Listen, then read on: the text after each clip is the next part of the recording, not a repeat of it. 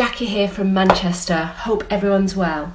I want to really look at degree classifications today and sort of break it down and look at the different criterias and the different marking descriptors that universities look for where you can gain those points and what sets a first aside from a 2-1, say. The degrees are classified as a first, 2-1 upper, 2-1 lower, and then a third class degree. Now, a third class degree, words to describe this could be, it's still good, you've studied for 3 years, an employer recognises this, it's adequate, but there's minimal research, it's largely descriptive, perhaps disorganised.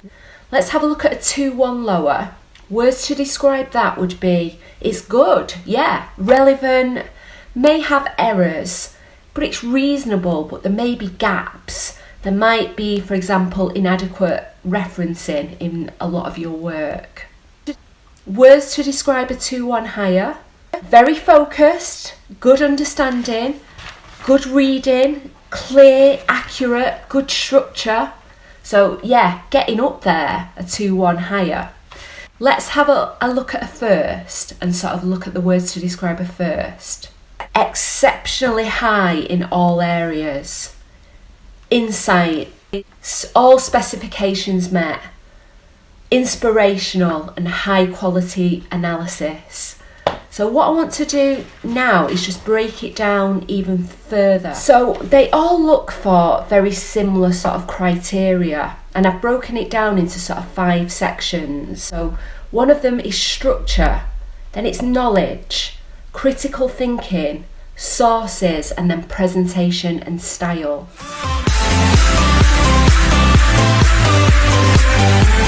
So let's have a look at structure. So sort of it's organised. You've done an effective introduction. Now lots of people will write their introduction last. The introduction would be what the essay is about, what the scope of the essay is, and all areas of focus, the where, the who and the why. And similar with sort of a strong conclusion. Good structure would be, yes, well organised, it flows, it's logical, and you show a really good understanding. You've understood the question and it really does flow.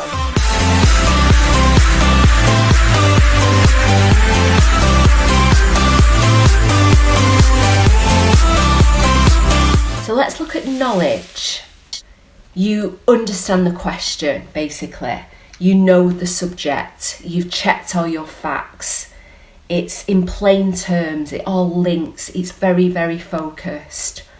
Every single point, every single paragraph has value to it. Highlights clarity.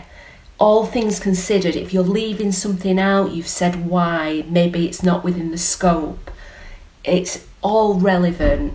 It shows a really good understanding of the subject and the question.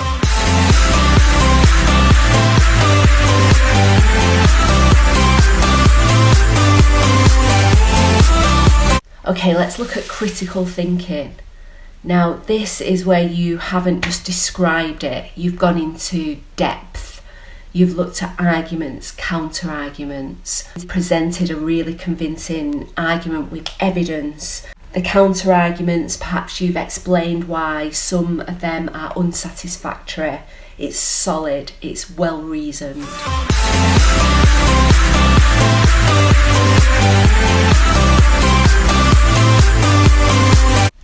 Okay, let's look at sources now. So with this, you show that you have focused your reading, that you've gone sort of beyond the core texts. All the sources and references that you've used are respectable, and you've put in sort of well-placed citations, and there's a broad type and range of sources.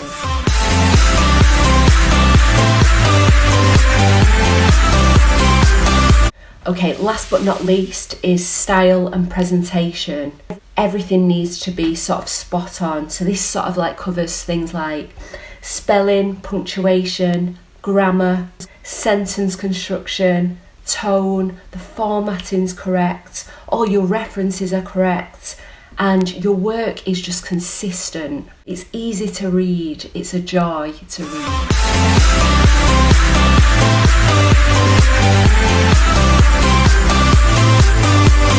So check your university's sort of marking criteria and the areas, their sort of descriptors. Do you think you can get that first? Exceptionally high in all areas, showing insight. All specifications have been met. High quality analysis. Highly accurate. In-depth understanding. Excellent. Clear, huge range of resources and examples. Original thinking. It flows. It's a joy to read. It's thoughtful. It's focused. And it's inspirational. Good luck everyone. Thanks for watching. Goodbye.